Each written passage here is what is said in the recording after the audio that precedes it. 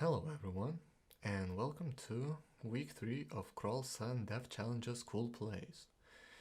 This week we had a Minotaur Summoner and not a lot of cool plays to see. But since I chose it, we are going to watch through them. Some of you might know me as Sente or Sentinel, and I might become known from now as a person who developed the DCSS styles replayer that we are going to be using to watch these videos. I have a GitHub set up, and you can go there, check out the code, and even download an installer to play with it on your own. So it actually looks like this. As you can see, there are two windows, and the main window is the console, which you use the keyboard to control, and you set the speed, and you can watch the videos through on the other screen. But I've used some movie magic to make the view a little better by just adding the console main view to the bottom right corner of the screen, and we'll be able to see everything just a bit more nicely like this.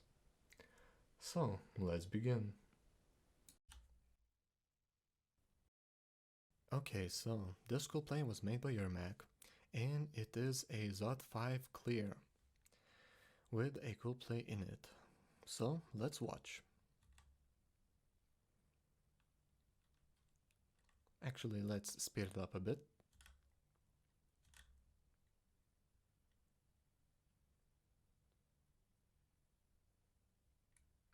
Okay, so we can see him encountering some Draconians and taking them out easily.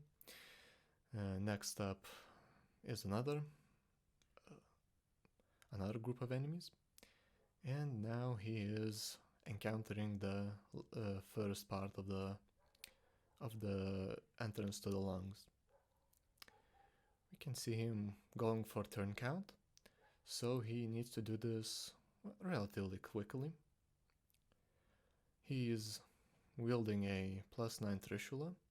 I haven't gotten to implement people holding the weapons, I mean. And we can see that both entrances are blocked by traps. One is by a net trap and the other is by an alarm trap. And now here comes the actual cool play. We previously saw Yermak dig out a small part of the level, and now he's trying very hard to get an enemy to step on the trap so he can have more time to run. But he's having no luck, and he doesn't want to step in there. He wants to have an enemy trigger the trap so he has more time to run away. And so his plan is to we saw that he shot some ice blast to create more noise and to finally get some enemy to notice him. And here we have the enemy he attracted. So now he's checking the exclusion zone, how much he can see, and finally he got marked on one of the last possible locations while being still in line of sight. Now he is just standing at the entrance of Zot, getting every enemy that has been awakened to come closer to him, and he can fight them all faster. And finally he has dug himself an even better kill hole, and now the cool play is recorded. So now he just goes on to quickly kill every enemy that he can. He buffs up with haste, and I'll just speed it up now. He's encountering a few enemies.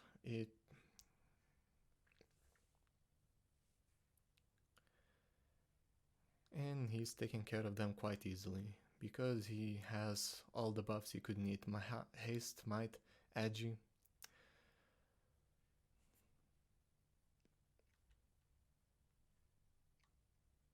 Okay, let's speed this up a bit more. A killer clown shifts through all the human colors.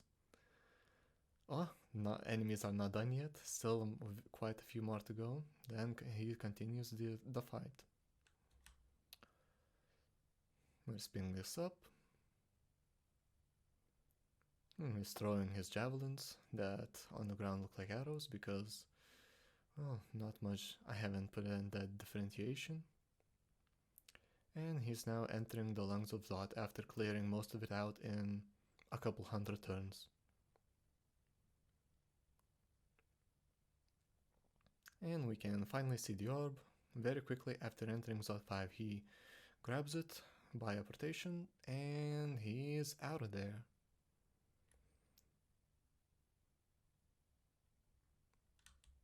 Okay, let's slow this down a bit. Well, actually, we already know that your Mac shouldn't die on the orb run, and he really doesn't. There, I didn't see anything too threatening in here. He just uses pass wall. He just uses pass wall to escape nicely from the fanlord, and then we have quick travel up through the dungeon, fighting a few orb spawns, and now he succeeds. Good job, Yermak. So this next one is by Pleasing Fungus. We can see that he just went down to D7 and he has both a Bailey and an Ossuary. So let's find them.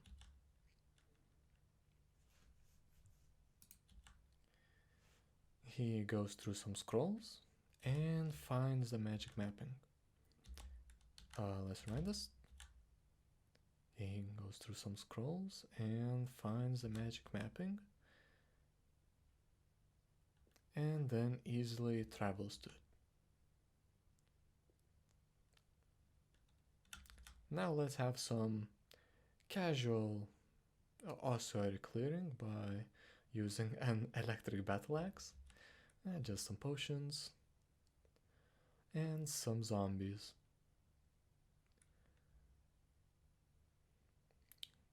Clearing the whole thing, no need to worry about this. Going well, and he's out. Just a casual ossuary. Now I wonder what he found in that ossuary. He tries some potions, and there it is. The cool play of finding 4 potions of experience. Not every day you have that.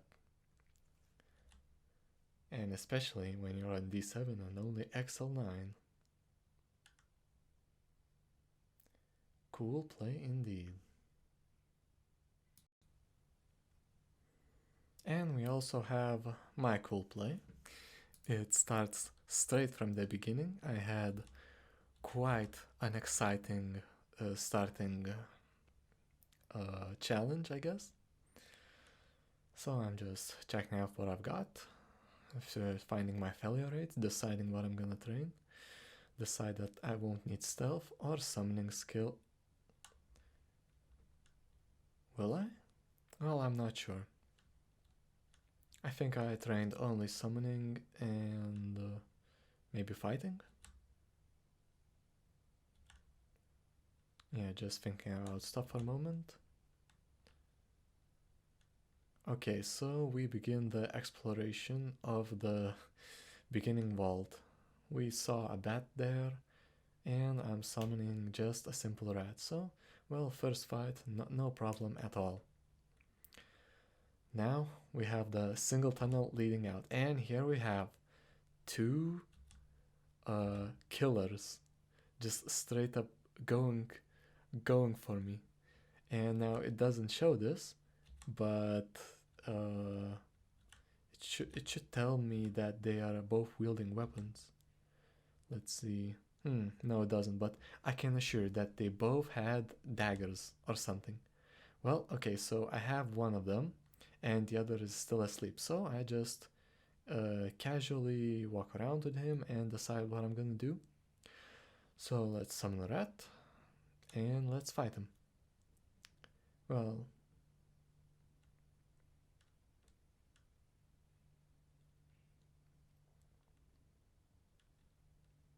I'm waiting for my 1 mana point to come in, and here we have just the first hit. He hits me with a short sword and takes out about half of my HP, so I'm immediately very scared because I don't want to go back through the passageway into the other enemy that also has a weapon. So I'm now deciding what I'm gonna do. Obviously not much choice. So let's retreat. Yeah, nothing to do. And I got pretty lucky, I guess, and had the bat stand between me and the kobold. So I'm now deciding how strong is a kobold and compared to a bat. And I figured out that a bat can only do 1 damage, while the kobold has about 3 HP. So he only really needs 3 hits to kill him. So let's try this out.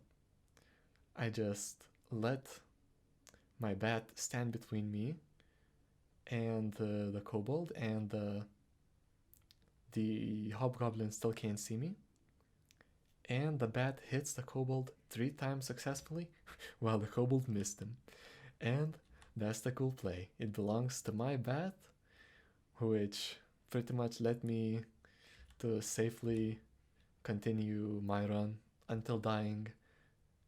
Well, yeah, until dying, which will come in another video.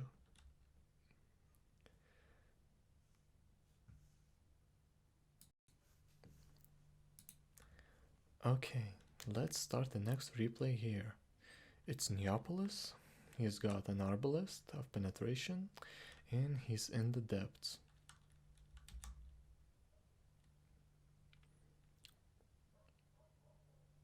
Currently he's just gathering his ammo.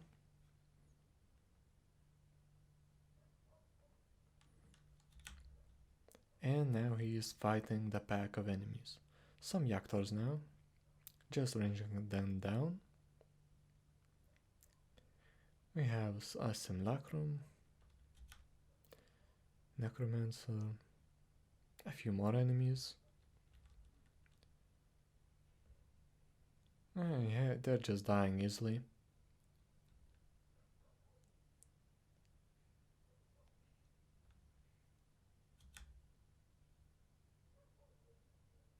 And here we have the star of the show, the Spark Wasp. So as you can see, he's currently at full HP, and the Spark Wasp blinks. Okay, so he probably doesn't have a luck, because now he is at pretty much half HP, because he's just getting electrified to death. So let's think about this. What is he going to do? He tries to Ice Blast.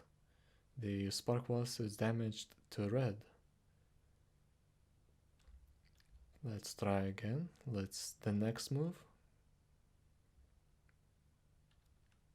He tries to Ice Blast again. He's now at 50 HP, a quarter left.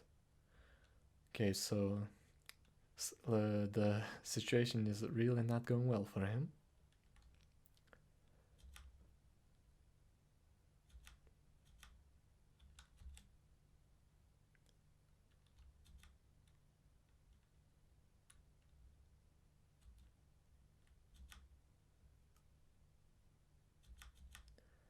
Still thinking about it. I'm spinning this up a bit so we can find the solution.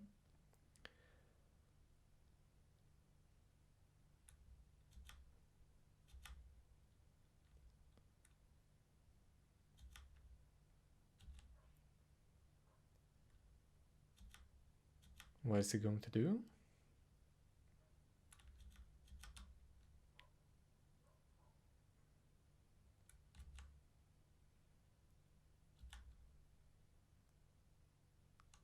Come on. What happened? Okay, let's rewind this a bit. He fails to use an ability. Okay. And miraculously he didn't die that turn. He's at 23 HP.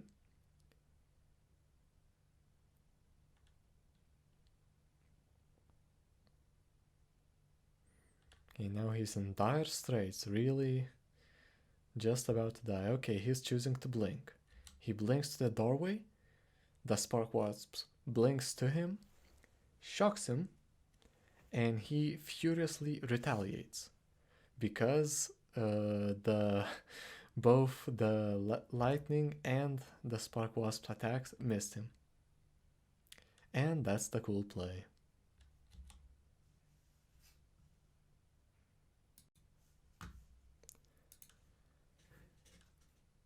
Okay, here we have Markoff casually exploring shoals.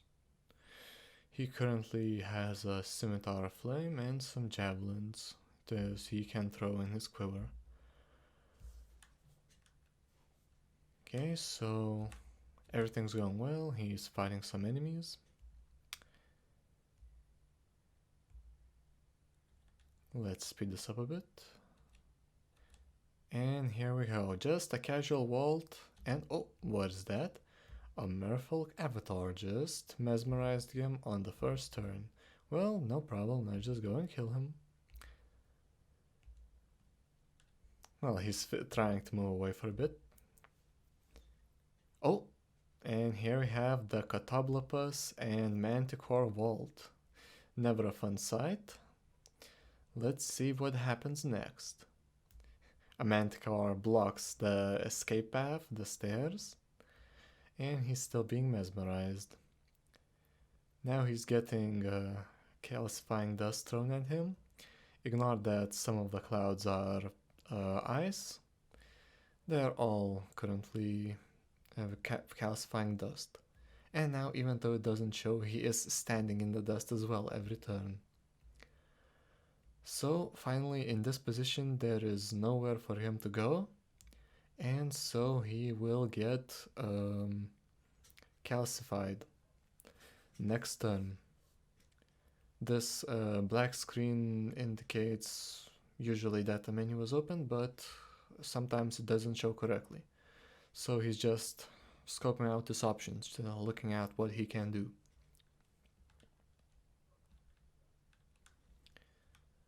Okay, let's speed this up.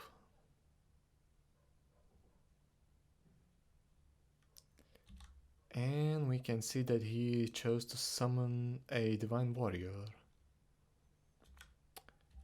Let's continue. And here he is being petrified currently. He's thinking about what to do.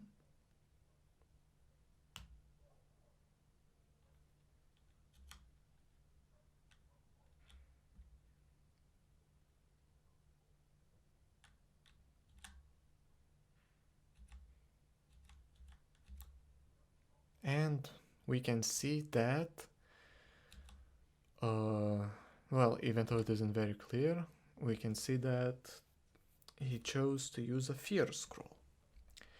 And he's still being in the stone state while everyone is running away from him. Now the fear wore off, and he just turned back from a stone to a normal form. He just makes it to the stairs and he goes up. So that was, well, an interesting way to survive that situation.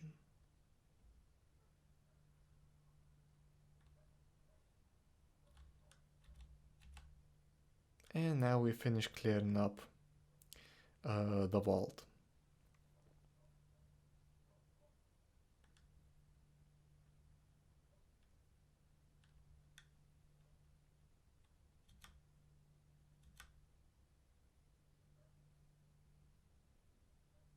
Now he gets mesmerized again, gets to fight some more enemies, and we go back upstairs and annotate the cool play.